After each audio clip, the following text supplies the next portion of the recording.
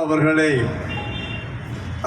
காமராஜ் அவர்களை பற்றி இழிவாக பேசியதை கண்டித்து உண்ணா நோன்பு நிகழ்ச்சிக்கு தலைமை தாங்கி காலையிலிருந்து இங்கு உண்ணாமல் அமர்ந்திருக்கின்ற இந்த நிகழ்வினுடைய தலைமை பொறுப்பேற்றுகின்ற அண்ணன் சந்திரன் ஜெயபால் அவர்களே, அதே போன்று இந்த இயக்கத்திலே அவர்களோடு இணைந்து பணியாற்றி கொண்டிருக்கின்ற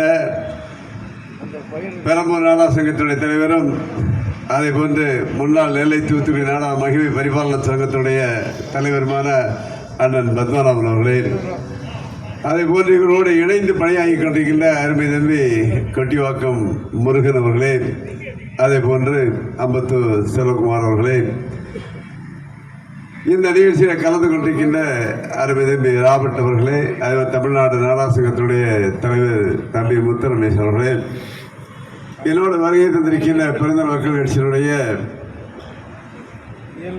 செய்தி தொடர்பாளர் சந்தானம் அவர்களே, அதேபோல்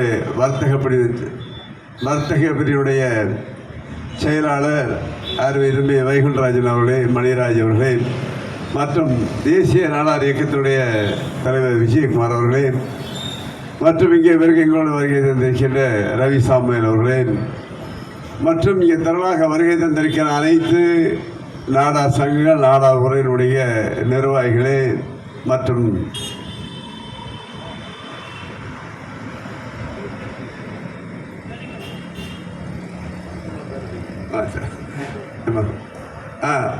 அதாவது நம்முடைய சந்திரன் ஜெயபால் அவர்கள் சொன்னார்கள், ஒரே ஒரு வந்தாலும் 1000 பேருக்கு சமம் என்று சொன்னார்கள்.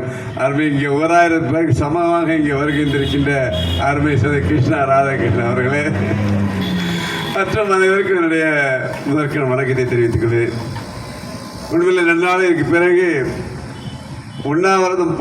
உண்ணாவிரதம் என்பது இருப்பதற்கு கிட்டத்தட்ட ஒரு பயப்படக்கூடிய காலமாயிட்டும். காரணம் சாரிடா சார்,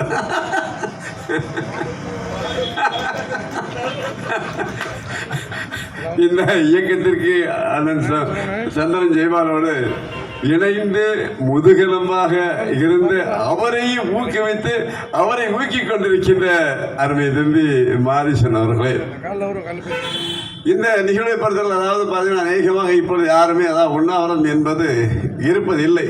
முக்கியமான காரணம் என்னவென்றால் இன்றைய வேகமான காலகட்டத்திற்கு காலையிலிருந்து மாலை வரை பட்டினி இருப்பதற்கு அந்த பிரச்சனை இல்லை. அவர்களுக்கு 1000 பேர் இருக்கும் காரணம் இந்த வேகமான காலகட்டத்தில் அமைதியாக இந்த மாவட்ட போராட்டம் நடத்துவது என்பது இப்பொழுது அநேகமாக இல்லை என்று தான் சொல்ல வேண்டும்.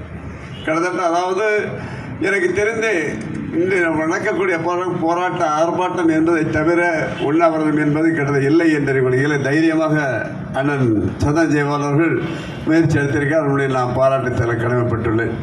இன்று திருச்சி சிவாலயை பொறுத்தளவிலே இன்று கிட்டத்தட்ட தமிழகம் முழுவதும் ஒரு விதத்தில் நான் இதுக்கு சந்தோஷப்படுறேன். ஏன்னா அன்றைக்கி பார்த்தீங்கன்னாக்க ஆலந்தூர் பாரதி அவர்கள் காமராஜரை பற்றி சொன்னார். அன்று பார்த்தீங்கன்னா அதற்காக ஒரு போராட்டம் ஆர்ப்பாட்டம் நடந்தது. ஆனால் கடைசியில் பார்த்தீங்கன்னா என்ன ஆச்சுனாக்க ஆலந்தூர் கணேசன் அவங்க ஏரியாக்காரர் அங்கேயே இருக்காருன்னு சொல்லிட்டு அப்படியே பம்பிட்டார் சரிங்களா. அதுக்கப்புறம் பார்த்தீங்கன்னாக்கா அடுத்தது இங்கே நம்ம என்னுடைய ராசா அவர்கள் பேசினா ஆர்எஸ்க்கு முடியும் நமக்கு வள்ளுவர் மிகப்பெரிய ஒரு ஆர்ப்பாட்டம் வைத்தோம். கிட்டத்தட்ட அன்று அவரும் கிட்டத்தட்ட மன்னிப்பு கேட்டார், அதில் எந்த சந்தேகம் இல்லை. இன்றைய நிகழ்வில் இது ஏன் என்றால் இன்னைக்கு இவர் திருச்சி சிவா சொல்லியிருந்தாலும் காமராஜரை பொறுத்தவரை இதை மறக்கக்கூடிய ஒரு தலைவர் அல்ல என்பது நாம் எல்லோரும் அறிந்த ஒன்று. ஆனால் இருந்தாலும் அப்பொழுது அதாவது மக்களுக்கு நினைவு கூட்டும் விதமாக யாராவது ஒருத்தர் சொன்ன காரணத்தினாலே மீண்டும் மக்களை பொறுத்தவரை நினைவுபடுத்தி கொண்டே இருக்கக்கூடிய அளவில் செய்து வருகிறார்.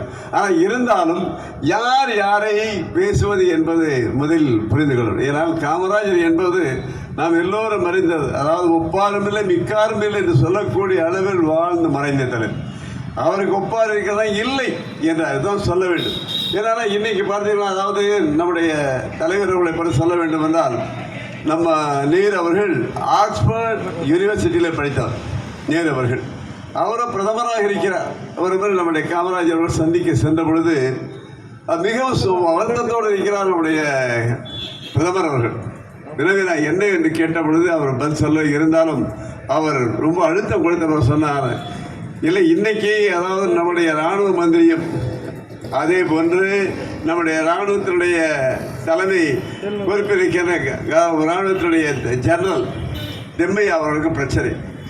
இதை எப்படி தீர்க்க போறேன் என்று எனக்கு தெரியவில்லை. ஏனென்றால் இது அவருக்காகவோ இவருக்காகவோ நாங்கள் ஏதோ ஒரு முடிவெடுத்தோம் என்றால் 2 பேர் பகை என்பதே முக்கியமாக இராணுவம் அவர்கள் கையில் இருக்கிறது. இராணுவ மந்திரியாக இருக்கிற இவர் மூத்த காங்கிரஸ் தலைவர் நாட்டுக்கு உழைத்த எப்படி தெரியும்.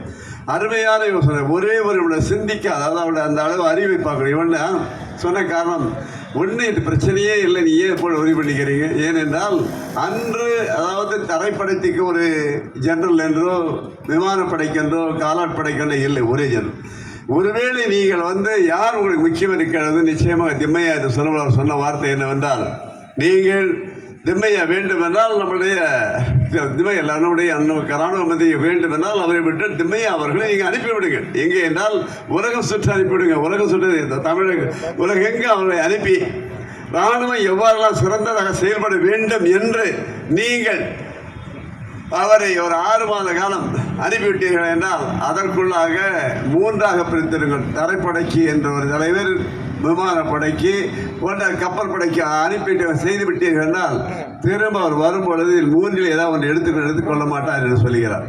சொன்ன மறுடமாக அதாவது கட்டி அணைத்து கொண்டாராம் நம்முடைய நெருஞ்சி அவர்கள். இந்த யோசனை எனக்கு வரவே இல்லை. அந்த அளவுக்கு மிகப்பெரிய அறிவாளி என்பது நாம் எல்லோரும் அறிந்த ஒன்று. நாம் அறிந்திருந்தால் உங்களுக்கு சாதாரணமாக இன்னைக்கு எல்லா தலைவர்களை பொறுத்தளவில் இன்று அநேகமாக இருக்க தலைவர்கள்லாம் கையில் துண்டு சீட்டு இல்லாத பேசக்கூடிய தலைவர்கள் இல்லை என்கின்ற நிலை இருக்க நபர். ஆனால் காமராஜ் அவர்கள் அதாவது நாவன்மை மிக்கவர் அல்ல, பேச்சுத்திறன் மிக்கவர் அல்ல, ஆனால் அவர் இந்த நாட்டையும் இந்த பூகோளத்தையும் மனிதர்களை படித்தவர், அறிந்தவர். அதன் காரணமாக தான் வீழ்ச்சியில்லாத இன்று கிட்டத்தட்ட பார்த்தீங்கன்னா நம்மிடம் இல்லை. இந்த இல்லை என்கின்ற அதாவது அதிகாரிகள் அவருக்கு ரிப்போர்ட் சமர்ப்பிப்பதற்கு அவர்கள் ரிப்போர்ட் கொடுத்து விட்டார்கள். உடனடியாக நம்முடைய காமராஜ் அவர்கள் சென்றார்.